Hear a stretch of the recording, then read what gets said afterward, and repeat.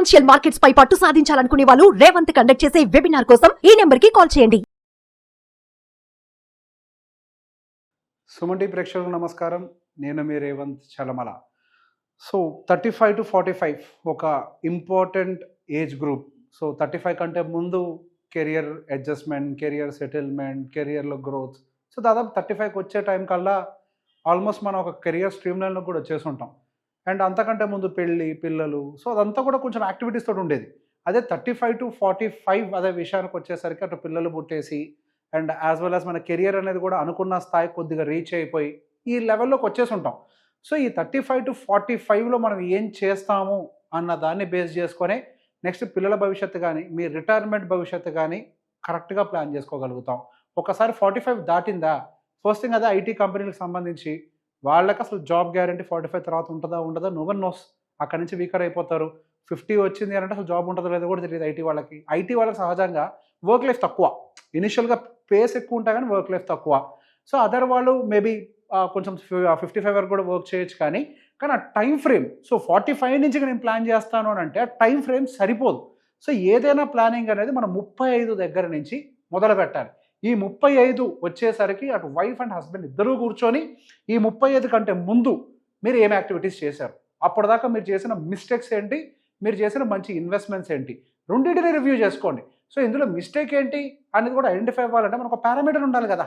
Investments mistakes ఏంటి అనేది, ఏ investment అయితే మీకు రిటర్న్ 6% యావరేజ్గా అండ్ దీని అరౌండ్ వస్తుందో అది ఒక రకంగా రాంగ్ ఇన్వెస్ట్మెంట్. సింపుల్ అంతే.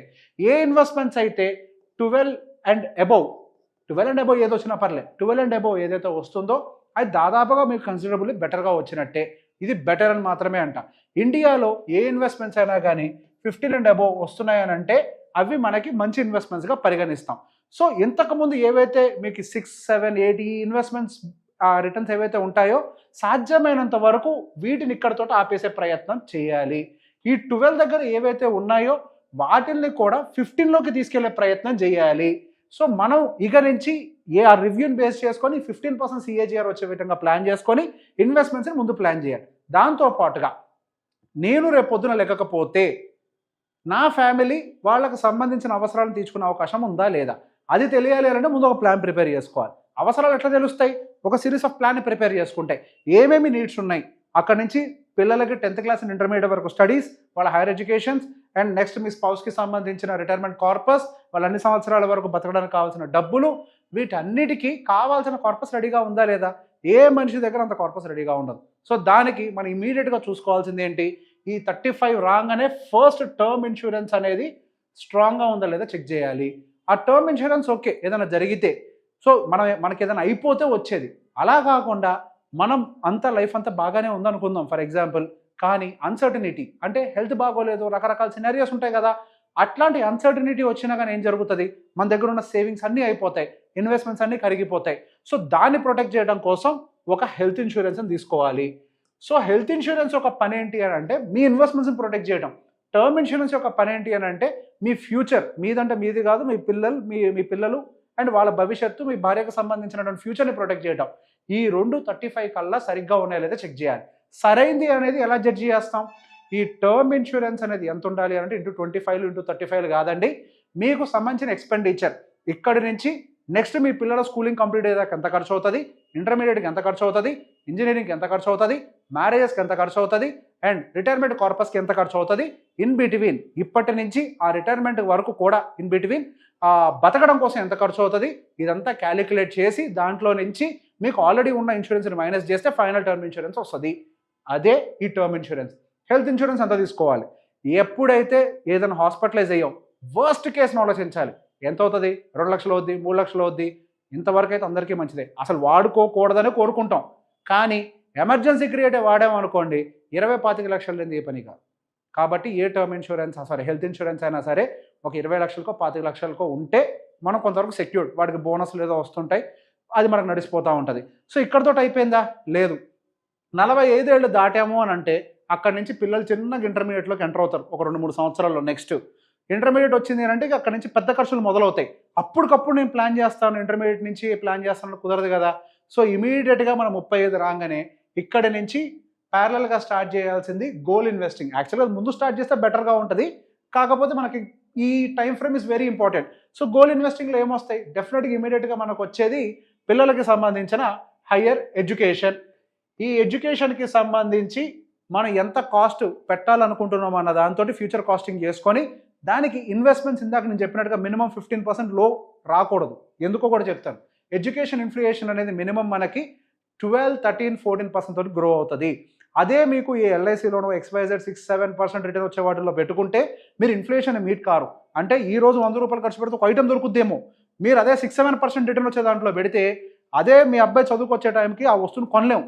ఎందుకు, అది తక్కువగా పెరుగుతుంది, ఖర్చులు ఫాస్ట్గా పెరుగుతాయి. Education inflation is very expensive. So దానికోసం 15% CAGRతో డెలివరీ అయ్యే దానితో మీ ఎడ్యుకేషన్ కార్పస్ని మీరు అక్యుములేట్ చేయడం మొదలు పెట్టాలి.